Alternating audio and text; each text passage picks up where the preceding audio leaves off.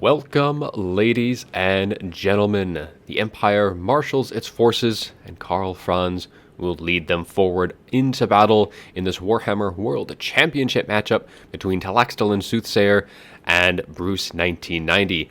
The Empire will be led by Tlaxtlan, and Bruce will be commanding the Lizardmen. So for the Empire's forces, we do have some spearmen for that front line, just some cheap state troops going to be holding that front line, and there is going to be some Sigmar sons as well, the swordsmen ROR, who are unbreakable to help hold that front line for as long as possible, but they don't really have to hold too much back. The only range units they will be protecting is one unit of Free Company Militia. Otherwise, it is going to be a rather mobile force, as we do have some war wagons and then some cavalry as well. So we have one unit of Outriders, we have a couple Empire Knights, and then 2 units of Demigryph Knights with halberds. So a very nice armor piercing bonus versus large heavy cav unit, very good against a lot of the Lizardmen troops, especially any of those with big dinos. And for the Lord, of course, it is Karl Franz. He is going to be bringing that Reichling Runefang as well as Gal Maraz, so some very nice bonus for him. He is also going to be having Stand Your Ground and Foe Seeker.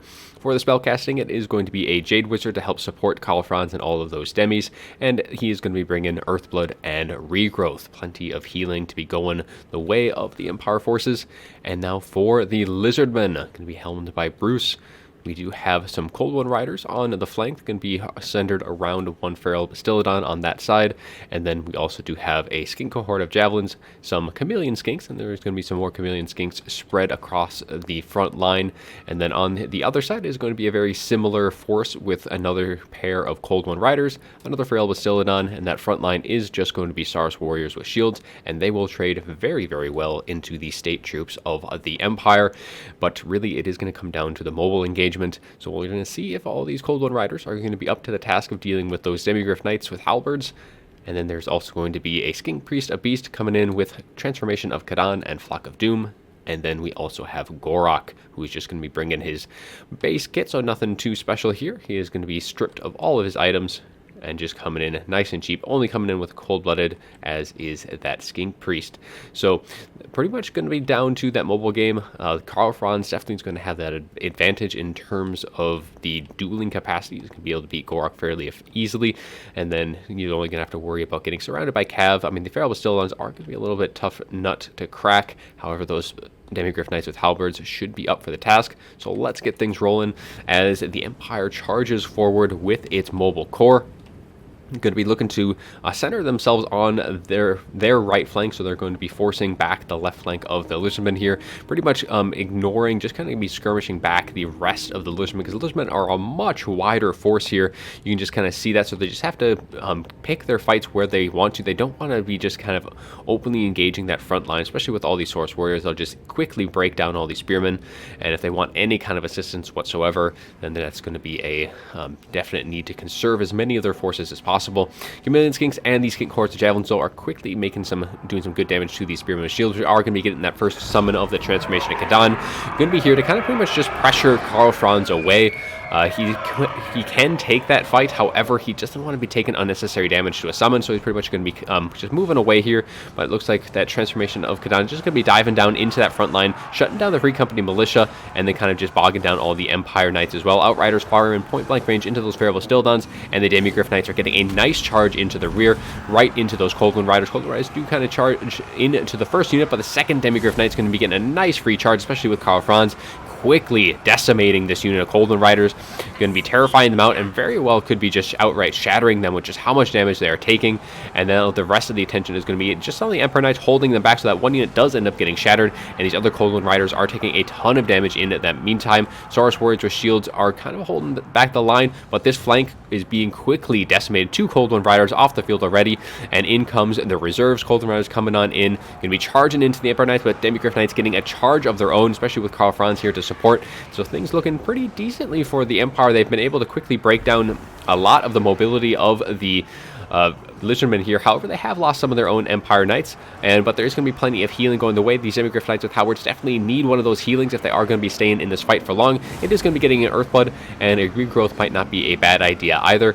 The Empire Knights are going to be sustaining themselves a little bit. We do have some poison coming in, though, from these Chameleon Skinks, so that is definitely going to be helping the Lizardmen engagement quite a bit, considering the Empire does lack in that poison capacity. Feral Bastildon just kind of mucking through the front lines. Saurus Warriors continuing just to break down all those spearmen very quickly. And here is that second summon for that Feral Manticore. Going to be coming on in, trying to just kind of muck things up, get a little bit more damage in, and it does have that nice fear and terror to just kind of help things out as the Emperor Knights do get terrified away, and these demis as well get terrified by the presence of that Feral Manticore.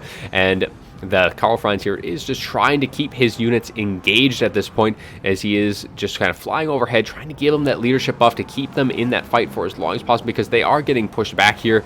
The Demi-Earth Knights taking a ton of damage, definitely needing some more of that healing that the Empire has. And speaking of the healing, there is that Jade Wizard kind of off in the back, trying to get in range, and here drops another Earthblood, going to be topping these guys off. That is an overcasted Earthblood, just going to be given a little bit extra healing, so 672 per unit here, not per model, but so that is going to be keeping the demis alive and well. Karl Franz is, of course, nice and topped off, so he is doing a very good work, doing some nice hits into that Feral Manticore, causing it to rampage, and that is getting very close to routing, and that is going to be its second summon there, so that is going to be it for the summons on the Lizardman side.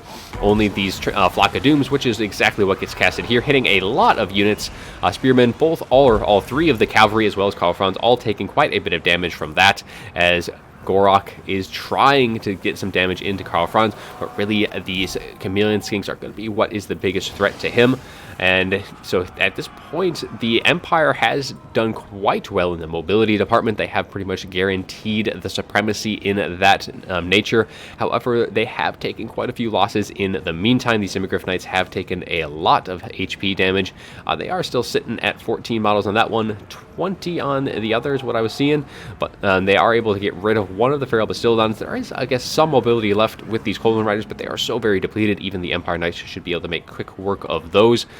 But the Saurus are going to be a little bit harder to bring down. They have lost all of their Spearman support across the board. There is still like a few Sigmar Sons left, and I guess there is some Spearmen coming back.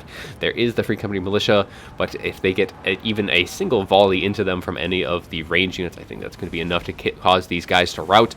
And Karl Franz is starting to take some damage himself. As I was saying before, those Chameleon Skinks can put quite a bit of a hurt onto Karl Franz himself, as he is getting down to even close to half health just in the act of retreating at this point.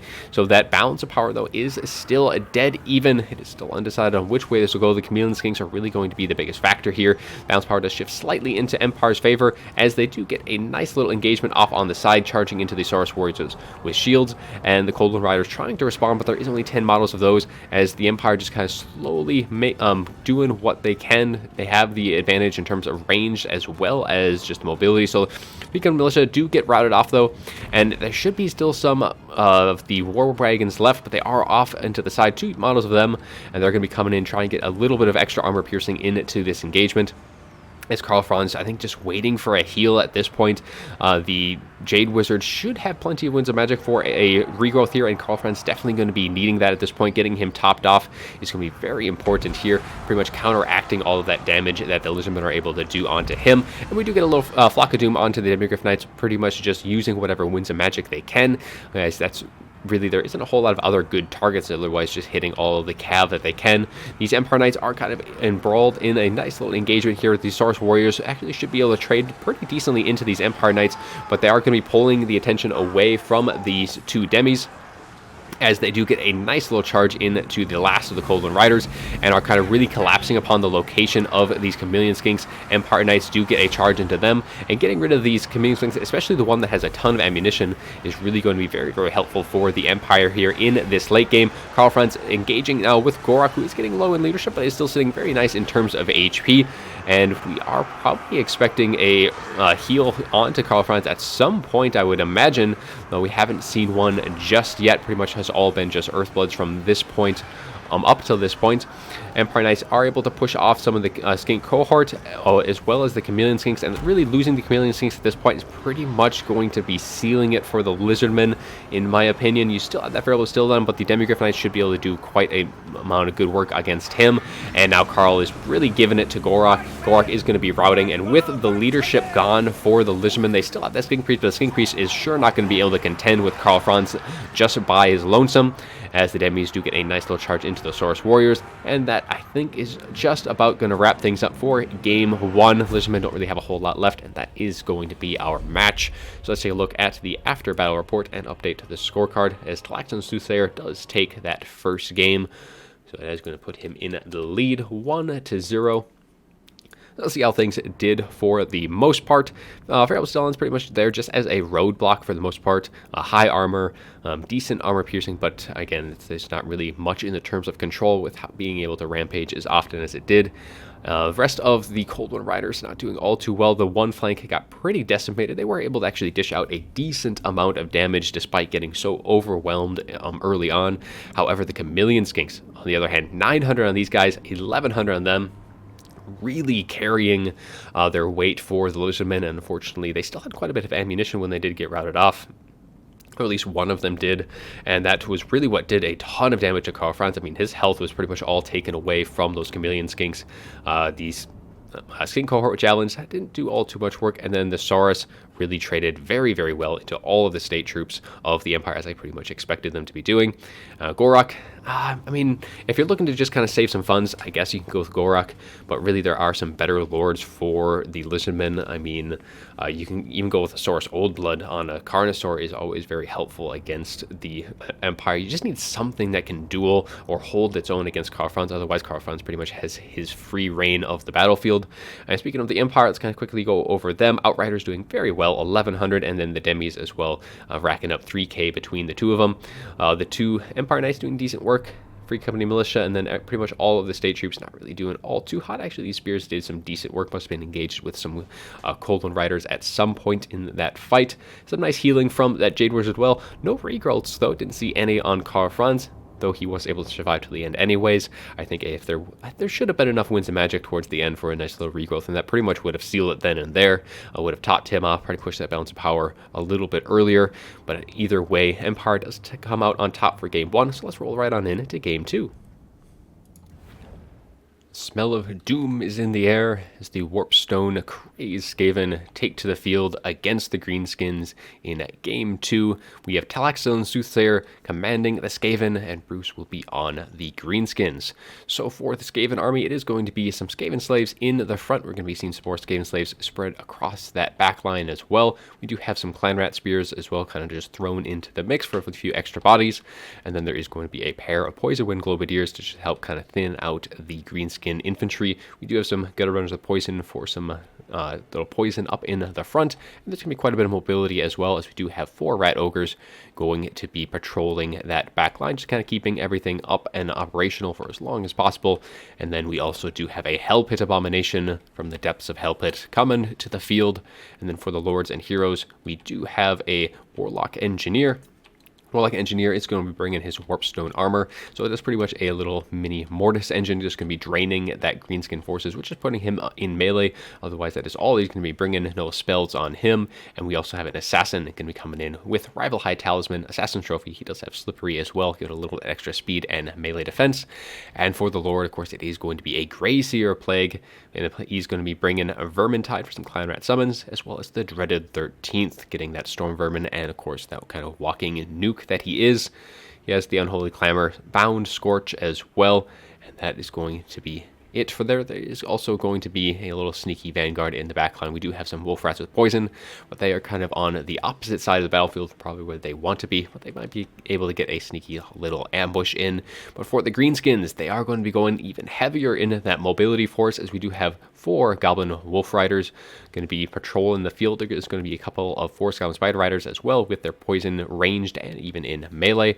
And then there is also going to be a lot of Trolls on the field, as we do have 3 Stone Trolls. We were going to be having Grom the Paunch on his chariot, kind of assisting in that mobility force as well. And he does have that language of the boys, as well as Degrade on his here, giving a little bit extra leadership, base weapon damage, and melee attack. And of course, the Lucky Banner is going to be keeping him nice and safe and dealing out a bit extra damage as well. With that plus 40 melee attack is no laughing matter.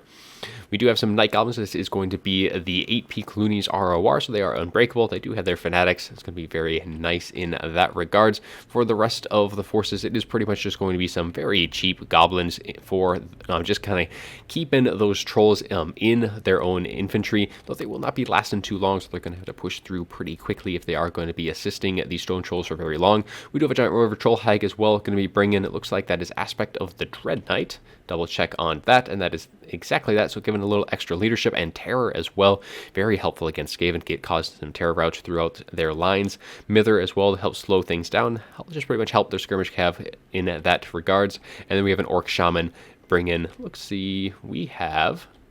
Here we go, which gives plus 40 melee attack to boot, and then Fist of Gork, which does imbue magic damage, and 24 melee attack and melee defense. So we're really looking to hit hard and hit fast and try and break that Skaven as quickly as possible. There is also a little bit extra mobility with a couple of Force Goblin Spider Riders on that far flank. A little extra poison, mobile forces to help kind of chase things off, and the like. So let's get things rolling, though, as the Skaven going to be pushing forward, taking the crest of the hill over here, while the greenskins, with their superior mobility, is going to be kind of just slowly getting a nice little surround off on the Skaven formation, while that front line is going to be hitting hard with that heavy anvil with the stone trolls all centered together here. Going to be supported by Grom, of course, going to be given that immune to psychology in that area in particular. And that is going to be needed, especially with that Hell Pit Abomination on the field. That terror from those guys going to be a bit of a pain, especially with this low leadership of the stone trolls. But that's the surround is slowly getting underway. Grom is going to be getting some nice recharges into those Skaven slaves, and the rest of the Force Goblin Spider Riders are going to be getting a surround off on the rear side of the Skaven formation. And pretty much these Poison Wing Globadiers don't have a whole lot of very good targets to be firing in at. I mean, it is just goblins after all. I mean, the best target is going to be those 8-peak loonies, but they are still hidden, I believe. Actually, nope, they are visible right now, and we should be starting to see these Poison Wing Globadiers start to take their attention in that direction. But really, yeah, just a complete surround off, or it's kind of an interesting deployment here by these goblins, or by Bruce here, because these goblins are going to be completely unsupported here, and just going to take a free charge from the Rat Ogres. Soothsayer taking advantage of these this like open position here. Wolfrat's going to be coming in as well, going to be collapsing on these guys. Should be breaking all of these goblins very quickly. They really needed to stay with these stone trolls. Stone trolls continuing to circle around, are now actually taking that high ground, charging in. Just kind of breaking more of the backline troops, but really they did completely lose all of their infantry support. All these goblins just pretty much, I would say they're pretty much out of position. I think they're trying to get their attention in multiple directions. We do get a nice little fanatics into these clan rats with spears, doing a nice bit of damage to those guys. No real high quality targets for that ability, but now those Poison Wing Globadiers are going to be hitting those Night Goblins, doing a ton of damage to them, as now the rest of the greenskins do collapse upon the Skaven formation. All the stone trolls centered into one single target, but we are going to be getting a dreaded 13th right into the middle of them, doing a little bit of damage, but they were able to tank most of that. But it is Storm Vermin with halberds, and they are going to want to be getting right out of dodge here, as they're going to be trying to pull on out. Do not want to be engaging those Storm Vermin at any cost, just kind of maintaining as much HP as possible. Just if they have to kind of feed some of these Force Goblin Spider Riders, they can do that. But we still have a couple of goblins still left to help kind of support these stone trolls, but they are quickly getting depleted bit by more and more shots from all the Poison Wing Globadiers. But if we look at what the Skaven have, they have also been getting depleted pretty much in terms of the infantry department. Of course, there is those Storm Vermin with halberds going to be doing a ton of damage to all, well, not really a ton of damage, but it's going to be a major threat to all these stone trolls. But in comes the Hell Pit, and that is going to be a major threat, though.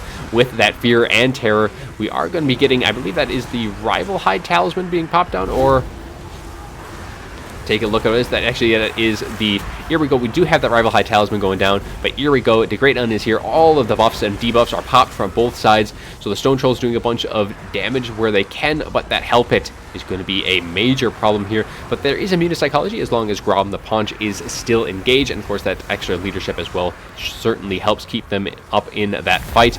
But the Skaven pulling ahead in the balance of power. The Hell Pit Abomination taking a bit of damage itself, going to be wanting to pull out, but here is that second use of that dreaded 13th right behind the Stone Trolls this time, going to be pinning them in place between halberds and their monsters, and this is going to be a major problem for the greenskins if those Stone Trolls do break. back, they are going to be in dire straits indeed. Wolf Rats with poison still alive and well. I think the Greenskins, or the Greenskins definitely needed to kind of focus these guys down, because with that mobility, they're going to be able to kind of help chase things off pretty effectively. And there's a bunch of Rat Ogres as well.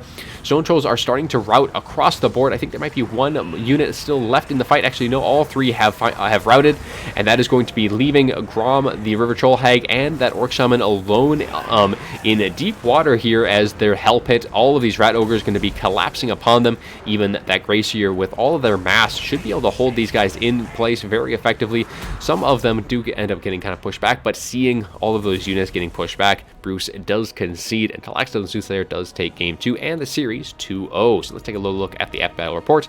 I'll update the scorecard as well to reflect the final results and kind of see how things did fare in this final match between these two players.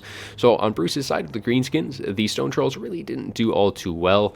They got really hit with a lot of Dreaded 13s, and of course that Hell Pit Abomination doing a lot of damage to these guys as well. That Fear Terror, all those Rat Ogres, just so many monstrous units on the Skaven side. Were able to really keep these guys in check and keep them from getting onto the expensive units and the ones where they could really cause quite a bit of damage to. Rest of the skirmish didn't do all too well. Of course, the battle was still pretty early on, and they didn't really have a lot of time to use up all of their ammunition, but the Force Comp Spider Riders did get kind of broken down pretty effectively. The AP Cloonies as well from those Poison Wind Globadiers took them down pretty quickly. They were able to get one Fanatics cast off, but otherwise they were pretty much a non-factor. And then all of these Goblins as well. I think that was kind of one of the bigger misplays was with these Goblins. They kind of had their formation spread out, so you had the Goblins and then you had the Stone Trolls. Really, they had to be together. Stone Trolls alone don't do so well. I mean, Goblins aren't going to last too long, but they definitely need some infantry support engaged with them, though the Stone Trolls did have Grom, who didn't really do all too well either, as did that Giant Patrol. So really kind of a wash on the Greenskin side in terms of value. As for the Skaven, the Hell Pit Abomination not engaged for too long, but was able to make his presence known. And of course, that Fear and Terror was really kind of the big factor there. However, there was Grom with that immune to psychology, so maybe not as much. But the Wolf Rats with Poison chasing down quite a few units, only getting 400 value, but they were able to just make sure pretty much all the Goblins were just off the field very, very quickly. The Gutter Runners with Poison did quite a lot of good work, and then the Poison Wind Globadiers did very good work. 1,200 and 1,000 for a unit that does cost off 550. I'm sure a little bit of that was some friendly fire, but I mean, taking out like the AP Cloonies, all of the Goblins very quickly was a pretty good help in terms of that. Rest of the infantry did get broken down, so that was one thing that the Greenskins were able to do pretty good well, is break out the infantry support for the Skaven. However, they still had quite a few units with a lot of mass, like the Rat Ogres, the Hell Pit, very dangerous stuff. Even the Assassin, the Warlock Engineer did some nice work, and really though those Dreaded 13s pinning in those Stone Trolls, really making them kind of stay on their toes, and that second one just pinned them in, and I think that was pretty much the deciding event there in this fight, was that second Dreaded 13th pinning in those Stone Trolls, costing them a lot of damage and eventually causing them all to rout, and that was then all she wrote. But that's going to be all for today. I do hope you enjoyed the video, and as always, have a good one.